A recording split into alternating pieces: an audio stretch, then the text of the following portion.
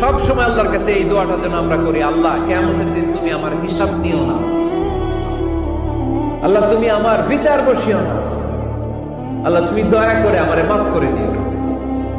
আল্লাহ যার বিচার করবেন ও জাহান্নামে যাবে, আর যার বিচার করবেন না সে জান্নাতে যাবে। আল্লাহ যদি বিচার করে আর পাই টু পাই হিসাব নেয়, নামাজ পড়লি না কেন, রোজা রাখলি না কেন, মিথ্যা বললি কেন, খাদ্যে ভেজাল দিলি কেন, মাছে ফরমালিন দিলি কেন, যৌতুক খাইলি কেন, ঘুষ খাইলি কেন, উল্টাপাল্টা করলি কেন, জিনা করলি কেন, একটার পর একটা প্রশ্ন বানে যদি সেই ভয়ঙ্কর দিনে আল্লাহ আমাদেরকে জর্জরিত করে, আমাদের কোনো উত্তর আছে? সেদিন আমাদের বাঁচার কোনো উপায় আছে? তাই আমরা সবাই আল্লাহর কাছে দোয়া করবো, আল্লাহ কোনো বিচার টিচার মানি না, কোনো বিচার করতে পারবো না, দয়া করবা। কথা কয় না?